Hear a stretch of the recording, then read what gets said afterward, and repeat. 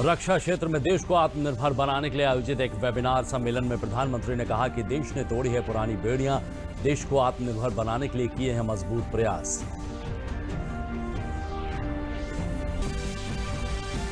इकतालीसवीं GST council की video conferencing बैठक दिल्ली में हुई संपन्न। राज्यों के राजस्व नुकसान पर हुई बातचीत और कहा राज्यों को दिए गए कई विकल्प, राज्य आरबीआई से ले सकते हैं सस्ती दरों पर ऋण।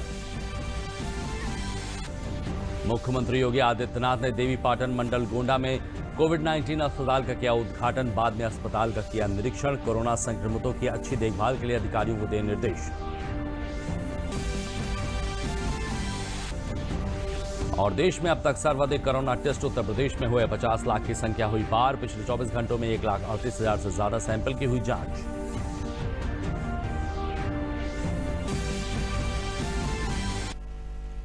नमस्कार, मैं हूं विजय श्रीवास्तव और अब समाचार विस्तार से। आत्मनिर्भर भारत पर आज आयोजित रक्षा वेबिनार में प्रधानमंत्री ने राष्ट्र को संबोधित किया। प्रधानमंत्री ने कहा कि देश को रक्षा के क्षेत्र में आत्मनिर्भर बनाने के लिए सरकार ने मजबूत प्रयास किए हैं और पुरानी बेड़ियों को तोड़ा है। अब स्थिति बदल रही है। पिछले कुछ वर्षों में आपने अनुभव किया होगा कि हमारा प्रयास इस सेक्टर से जुड़ी सभी बेड़ियां तोड़ने का एक निरंतर प्रयास है। हमारा उद्देश्य है कि भारतीय में मैन्युफैक्चरिंग बढ़े, नई टेक्नोलॉजीज का भारत में ही विकास हो और प्राइवेट सेक्टर का इस विशेष क्षेत्र में अधिकतम विस्तार हो। और इसके लिए लाइसेंसिंग प्रक्रिया में सुधार, लेवल प्लेइंग फील्ड की तैयारी, एक्सपोर्ट की प्रक्रिया का सरलीकरण, ऑफसेट के प्रावधानों में सुधार, ऐसे अनेक कदम उठाए गए। इस मौके पर प्रधानमंत्री ने यह भी कहा कि रक्षा क्षेत्र में विदेशी निवेश से इस क्षेत्र की तस्वीर बदलेगी। रक्षा क्षेत्र में देश में एक नई मानसिकता हम सब अनुभव कर रहे हैं। एक नई मानसिकता का जन्म हुआ है। आधुनिक और आत्मनिर्भर भारत के निर्माण के लिए रक्षा क्षेत्र में आत्मविश्वास की भावना अनिवार्य है। बहुत लंबे समय से देश में चीफ ऑफ डिफेंस स्टाफ की नियुक्ति पर विचार किया जा रहा था, लेकिन निर्णय नहीं हो पा रहा था। यह निर्णय नए भारत के आत्मविश्वास का प्रतीक है। पहली बार इस सेक्टर में 74% तक एफडीआई ऑटोमेटिक रूप से आने का रास्ता खोला जा रहा है। प्रधानमंत्री ने यह भी कहा कि हमारी सरकार ने देश में कई सुधार किए हैं, जिसकी विश्व ने भी तारीफ की है।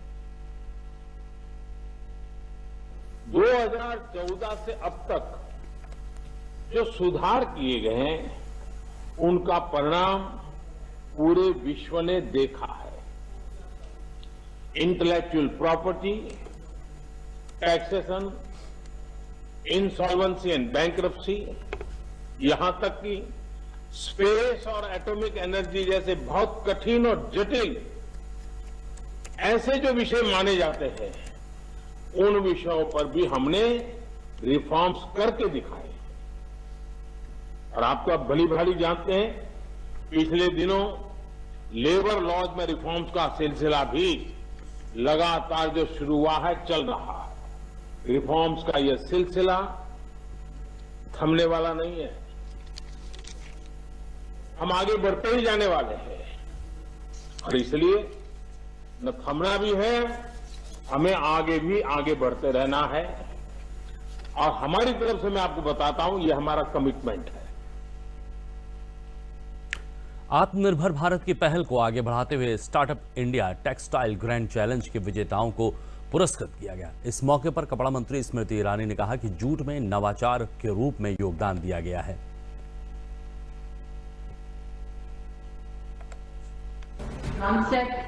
Extend my heartiest congratulations to all the winners of this grand challenge, for you contributed not only to innovative ideas in the jute sector, your contribution is an indication that the spirit of India, the legacy of India is steeped in discovering new opportunities for all. The fact that 3 winners today have been adjudged some of the best ideas and innovation among 61 entries tells me that this is an opportunity and experience that needs to be institutionalized. 41वीं GST परिषद की बैठक में राज्यों को राजस्व की नुकसान की भरपाई के मुद्दे पर कई विकल्पों पर आज चर्चा हुई। कोविड-19 के चलते राज्यों को सस्ती दरों पर आरबीआई से कर्ज की सुविधा का विकल्प दिया गया है। 7 दिनों के बाद एक बार फिर से परिषद इस मुद्दे पर आखिरी फैसले के लिए विशेष बैठक करेगी।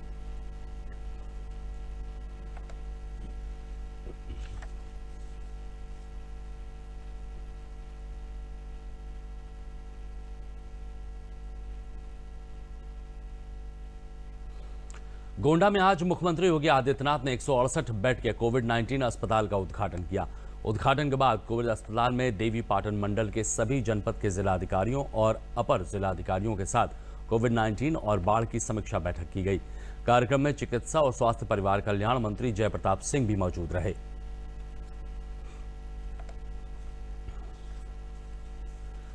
मुख्यमंत्री योगी आदित्यनाथ ने प्रदेश में अब तक कोविड-19 के 50,80,000 से अधिक टेस्ट किए जाने पर संतोष व्यक्त करते हुए मेडिकल टेस्टिंग के कार्य को पूरी तेजी से संचालित करने के निर्देश दिए हैं। मुख्यमंत्री आज यहां अपने सरकारी आवास पर आहूत एक उच्च स्तरीय बैठक में अनलॉक व्यवस्था की समीक्षा कर रहे थे। उन्होंने कहा कि कोरोना के संक्रमण की चेन को तोड़ने के लिए सभी प्रयास जारी रखे जाएं। इस कार्य में मेडिकल टेस्टिंग के साथ साथ surveillance, contact tracing, door to door survey का भी महत्वपूर्ण भूमिका है। इसके दृष्टिगत इन कार्यों को भी पूरी तेजी से संचालित किया जाए। कोविड चिकित्सालयों की व्यवस्थाओं को चुस्त दुरुस्त बनाए रखने के लिए निर्देश देते हुए मुख्यमंत्री ने कहा कि कोविड अस्पतालों में वेंटिलेटर सहित सभी मेडिकल उपकरण क्रियाशील रहने चाहिए। ऑक्सीजन का 48 घंटे का बैकअप भी अनिवार्य रूप से उपलब्ध रहना चाहिए। साथ ही उन्होंने कोविड मरीजों में HFNC यानी हाई फ्लो नजल कैन्यूला का अच्छा रिस्पांस देखने में आया है। इसके दृष्टिगत इस उपचार विधि को भी क्रियाशील रखा जाए। मुख्यमंत्री ने कहा कि राज्य में प्रत्येक शनिवार और रविवार को स्वच्छता, सैनिटाइजेशन और फॉगिंग का विशेष अभियान संचालित किया जा रहा है। इन कार्यों से जहां कोरोना की चेन को तोड़ने में मदद मिल रही है, वहीं संचारी रोगों पर भी प्रभावी नियंत्रण हो पा रहा है। उन्होंने जिलाधिकारियों को बाजारों की साप्ताहिक बंदी सख्ती से लागू कराने के निर्देश दिए हैं।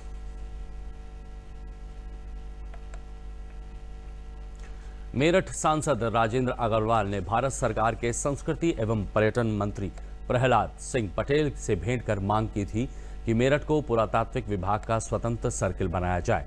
इस संबंध में उन्होंने इसका आश्वासन दिया था। केंद्रीय मंत्री ने मेरठ को पुरातत्व विभाग का स्वतंत्र सर्किल बनाए जाने की घोषणा की है।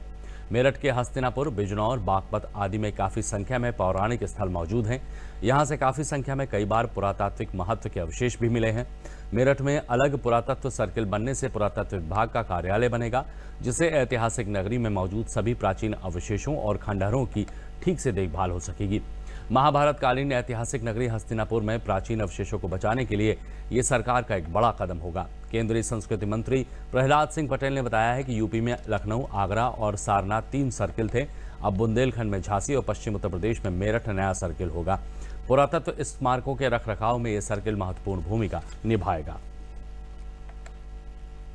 संस्कृति मंत्रालय ने भारतीय पुरातत्व सर्वेक्षण विभाग के सर्किलों का युक्तिकरण करके मध्य प्रदेश, उत्तर प्रदेश, कर्नाटक, गुजरात, तमिलनाडु और पश्चिम बंगाल में नए सर्किल का गठन किया है। इसमें मध्य प्रदेश में भोपाल के साथ जबलपुर को नया सर्कल मिला है।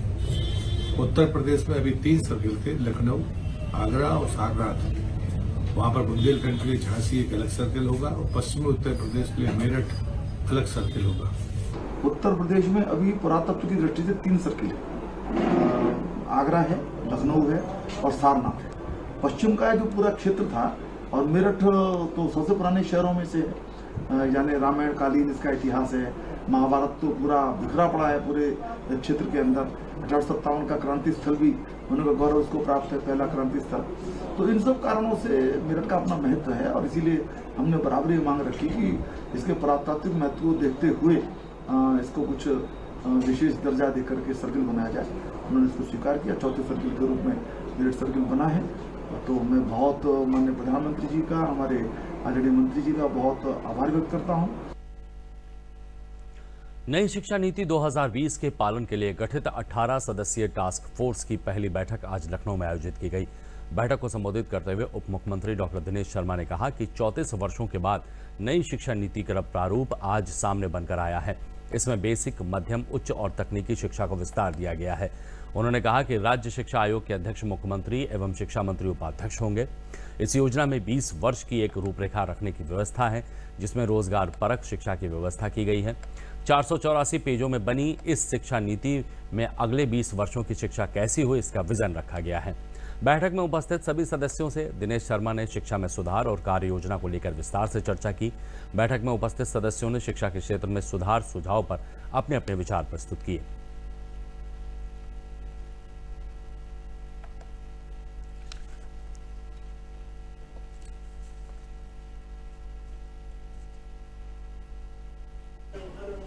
मुझे खुशी है कि जो शिक्षा नीति का प्रारूप है वो बड़े व्यापक चर्चा के बाद, या अगर दूसरे शब्दों में हम कहें तो दुनिया का सबसे बड़ा परामर्श हुआ और उस परामर्श के प्रतिफल के रूप में 34 वर्षों के बाद ये नई शिक्षा नीति का प्रारूप बना है। नई शिक्षा नीति के अंतर्गत हम सब जानते हैं कि जो तमाम प्रकार की चर्चाएं हैं, चाहे वो बच्चों की प्राथमिक जो प्री प्राइमरी एजुकेशन की बात हो, 3 से 6 वर्ष के बच्चों की, या 6 से 14 वर्ष के प्रारंभिक बच्चों की बात हो, या कालांतर में 12वीं कक्षा या उससे ऊपर की बात हो, प्रत्येक के स्तर पर अलग अलग रणनीति तय की गई है। मातृभाषा में पढ़ाई का प्रारब्ध हो और विश्वविद्यालयों में भी मल्टी डिसिप्लिनरी, इसको कहते हैं कि बहुआयामी विश्वविद्यालयों की स्थापना की जा सके, जिसमें विभिन्न विषयों के अलग अलग संकाय हों और एक विश्वविद्यालय के रूप में कार्य कर सके। High education regulatory authority, school regulatory authority का जहां गठन की बात है, वहीं राष्ट्रीय शिक्षा आयोग और राज्य शिक्षा आयोग की भी चर्चा है। अपर मुख्य सचिव गृह अवनीश अवस्थी ने प्रेस वार्ता में बताया कि प्रदेश में पिछले 24 घंटे में 5,463 कोरोना के नए मामले सामने आए हैं। प्रदेश में 52,309 कोरोना के सक्रिय मामले हैं। कोरोना संक्रमण से 1,52,893 मरीज ठीक होकर घर जा चुके हैं। कोरोना संक्रमण से अब तक 3,217 लोगों की मृत्यु हो चुकी है। उन्होंने बताया कि कल 1,38,378 सैंपल की जांच हुई थी। प्रदेश में अब तक कोविड-19 के 50,80,000 से अधिक टेस्ट किए जा चुके हैं। आज नए केसेस की संख्या 5,463 थी। अब प्रदेश में एक्टिव केसेस की संख्या 52,309 है। अब तक कुल मिलाकर 1,52,893 लोग डिस्चार्ज हो चुके हैं। कुल 73.19% लोग डिस्चार्ज हो चुके हैं। कुल डेथ्स प्रदेश में 3,217 हैं, 1.54% हैं। पूरे प्रदेश में अब 50,80,205 टेस्ट जो हुए हैं, पूरे देश में सबसे ज्यादा टेस्ट उत्तर प्रदेश में हुए हैं।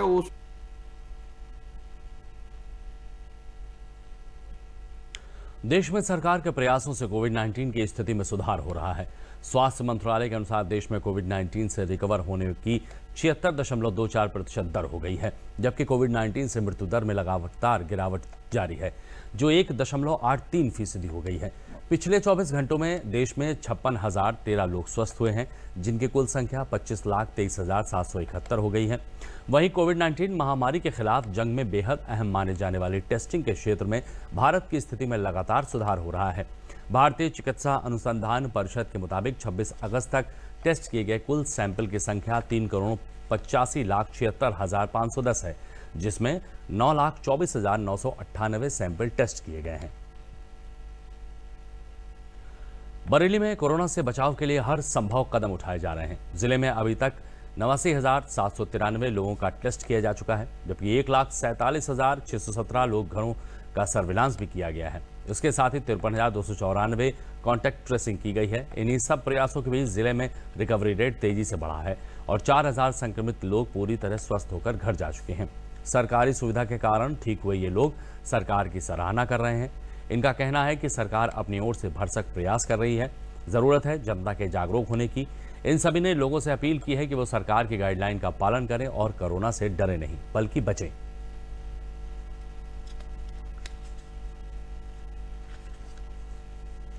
मैंने जो देखा और मैंने जो समझा, सरकार हमारी बहुत बढ़िया भरसक प्रयास कर रही है। भाई आप ये समझ लीजिए, जब मैं एडमिट हुआ तो सरकार की तरफ से मुझे जो इलाज मिला सो इलाज मिला ही मिला। साथ में सरकार की तरफ से जो खाने पीने की व्यवस्था है, जिसमें कि मैं अगर डिस्क्राइब करूं तो सुबह 75 ग्राम मेवा आती थी मेरे पास, काढ़ा 2 टाइम आता था मेरे पास, आपका तुलसी का जल मेरे पास दोनों टाइम आता था, हल्दी वाला दूध रात को आता था और दोनों टाइम डिनर और शाम को नाश्ता।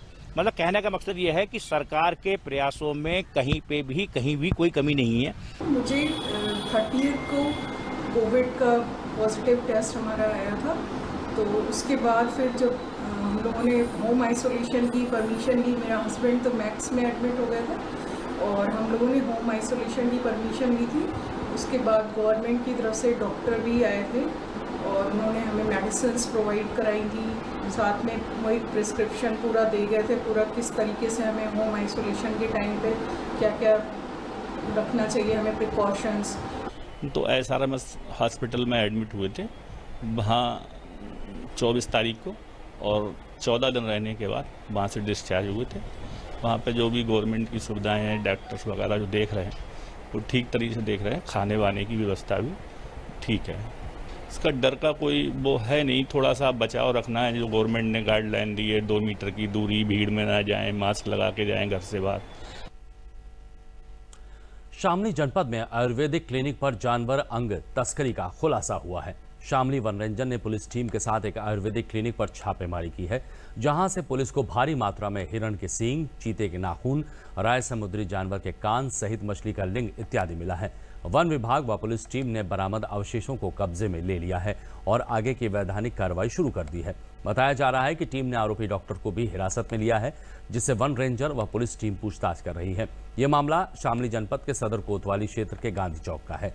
क्षेत्रीय वन अधिकारी धनवीर भारद्वाज को सामाजिक संगठनों द्वारा सूचना मिली थी कि शहर के गांधी चौक स्थित एक आयुर्वेदिक क्लिनिक पर वन्य जीवों के अंग बेचे जा रहे हैं और बड़े स्तर पर अंगों की तस्करी की जा रही है।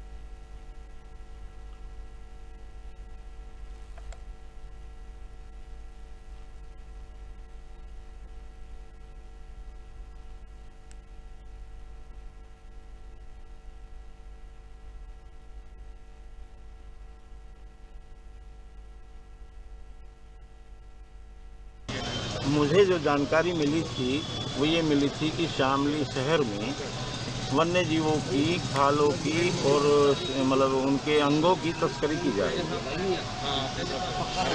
मैंने मतलब जो है अपने स्टाफ को सक्रिय किया, पुलिस स्टाफ को साथ लेके गए हम लोग। हमने जो दुकान पे छापा मारा तो हमें वहाँ काफ़ी सारी चीज़ें मिली हैं जो अवैध हैं। लखनऊ विकास प्राधिकरण की बड़ी कार्रवाई करते हुए आज लखनऊ में मुख्तार अंसारी के बेटों के डालीबाग में बने 2 टावर ध्वस्त कर दिए। एलडीए, पुलिस प्रशासन समेत 250 से अधिक पुलिसकर्मी और 20 से अधिक जेसीबी मशीन को इस कार्रवाई में लगाया गया था। ये टावर मुख्तार अंसारी के बेटे अब्बास और उमर अंसारी का था, जिसे लखनऊ विकास प्राधिकरण ने ध्वस्त किया है। एलडीए ने सुबह सुबह बुलडोजर चलाकर ध्वस्तीकरण का अभियान चलाया। 2 मंजिला मकान शत्रु संपत्ति पर कब्जा कर बनाया गया था। इस संबंध में एलडीए संयुक्त सचिव ऋतु सुहास ने शस्त्रीकरण आदेश पूर्व में ही जारी किया था। इस कार्रवाई के बाद मुख्यमंत्री योगी आदित्यनाथ के मीडिया सलाहकार मृत्युंजय नारायण सिंह ने ट्वीट कर कहा कि योगी सरकार जीरो टॉलरेंस की नीति के तहत काम कर रही है, इसीलिए भ्रष्टाचारियों, अपराधियों व भूमाफियाओं के खिलाफ आगे भी कार्रवाई जारी रहेगी।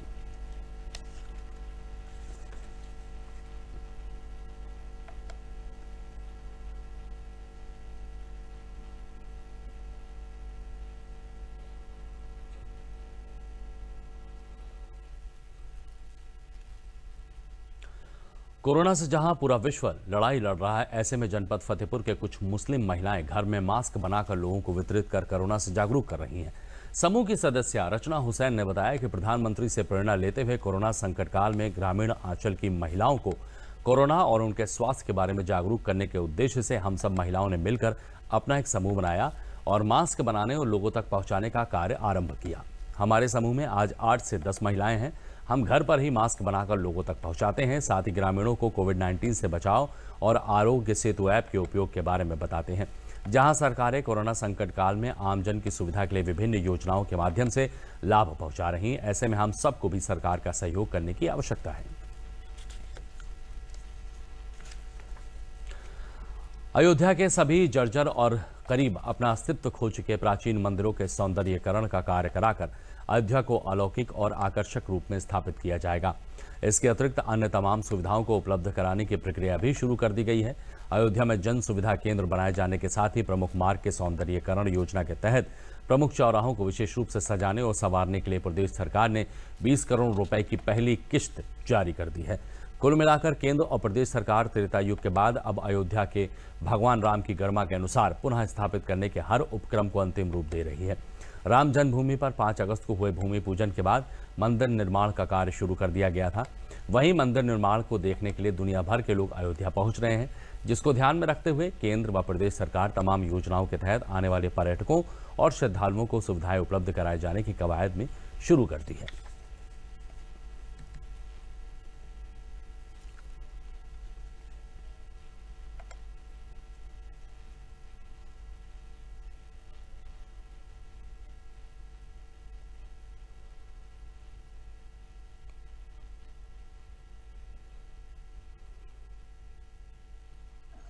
जो ऐतिहासिक और पौराणिक मंदिर हैं हमारे, उन पर पर्यटन विभाग से भी, सामाजिक सहयोग से भी और देश भर से भी लोग आए थे। अभी सूरत से एक आए थे, उन्होंने कहा कि कुछ मंदिर हम सौंदर्यीकरण करना चाहते हैं। तो जो भी ऐतिहासिक और पौराणिक होगा वो सरकार के द्वारा, सामाजिक सहयोग के द्वारा उन सबको चिन्हित करके उनका सौंदर्यीकरण कराया जाएगा। अयोध्या के सभी चौराहों को माननीय मुख्यमंत्री जी ने इसको राज्य सरकार के स्मार्ट सिटी में लिया है, उसमें 20 करोड़ रुपए अवमुक्त भी हुआ।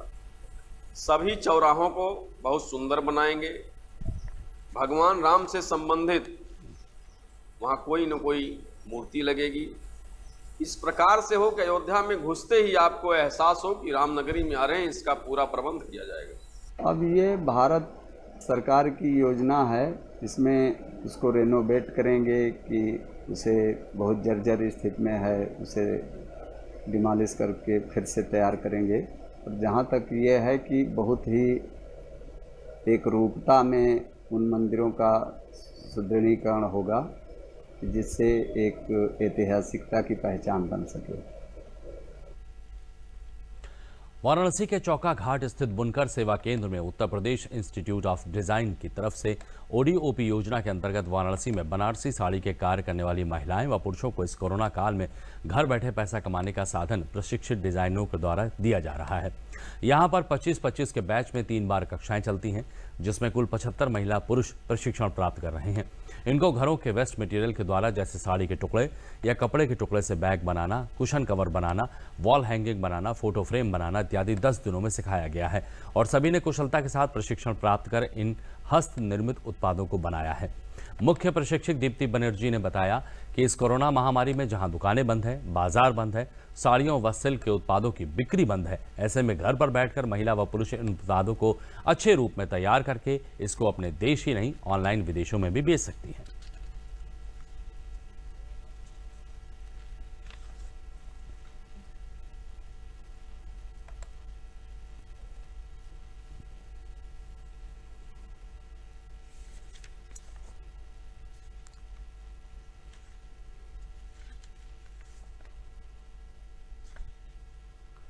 इस ट्रेनिंग से जो आर्टिजन आए हुए उनको बहुत सारा लाभ होगा। इससे उनको रोज़गार करने का मौका मिलेगा, उनको वो आगे बढ़ सकते हैं, घर पर काम कर सकते हैं।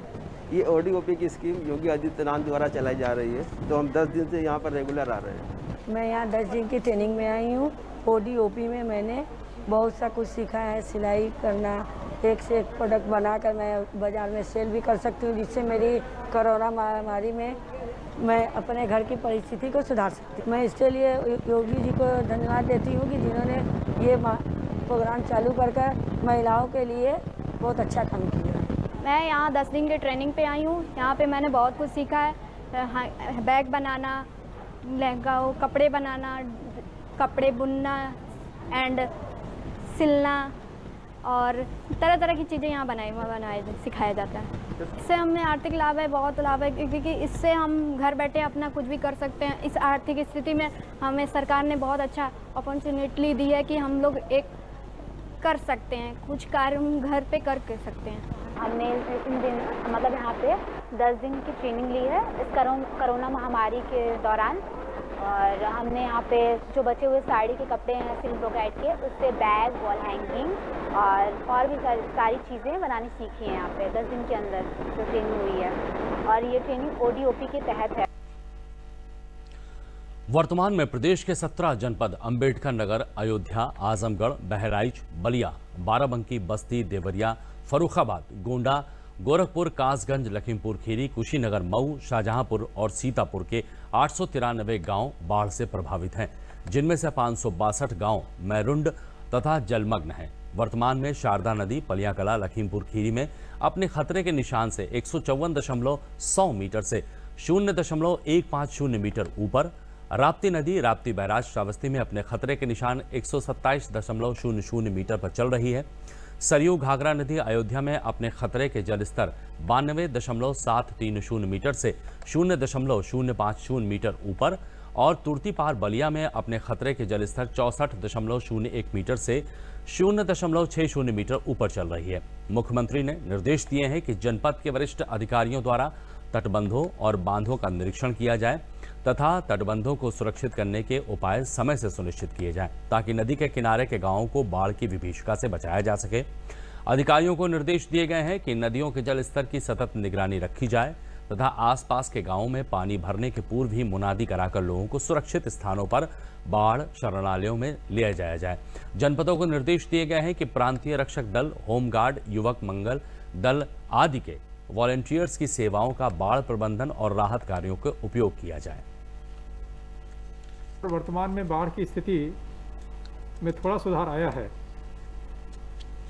वर्तमान में प्रदेश के 17 जनपद अंबेडकर नगर, अयोध्या, आजमगढ़, बहराइच, बलिया, बाराबंकी, बस्ती, देवरिया, फर्रुखाबाद, गोंडा, गोरखपुर, कासगंज, लखीमपुर खीरी, कुशीनगर, मऊ, शाहजहांपुर तथा सीतापुर के 893 गांव बाढ़ से प्रभावित हैं, जिसमें से 562 गांव मैरून हैं तथा जलमग्न हैं। यह संख्या, जो प्रभावित गांवों की संख्या है, वह कल के सापेक्ष 29 गांव कम है, और मैरून तथा जलमग्न गांवों की संख्या कल के सापेक्ष 9 गांवों की कमी आई है।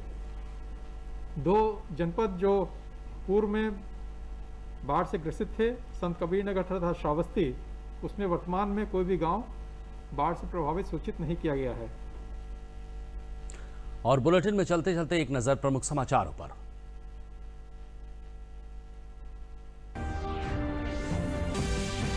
रक्षा क्षेत्र में देश को आत्मनिर्भर बनाने के लिए आयोजित एक वेबिनार सम्मेलन में प्रधानमंत्री ने कहा कि देश ने तोड़ी है पुरानी बेड़ियां, देश को आत्मनिर्भर बनाने के लिए किए हैं मजबूत प्रयास।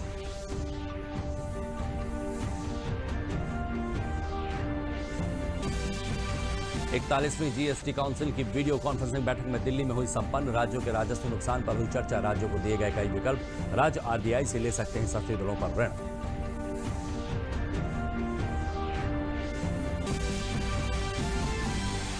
मुख्यमंत्री योगी आदित्यनाथ ने देवीपाटन मंडल गोंडा में कोविड-19 अस्पताल का किया उद्घाटन। बाद में अस्पताल का किया निरीक्षण। कोरोना संक्रमितों की अच्छी देखभाल के लिए अधिकारियों को दिए निर्देश।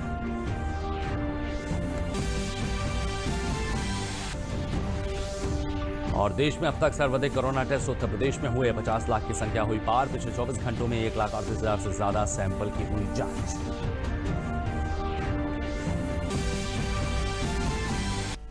तो बुलेटिन में फिलहाल इतना ही। दीजिए इजाजत। नमस्कार।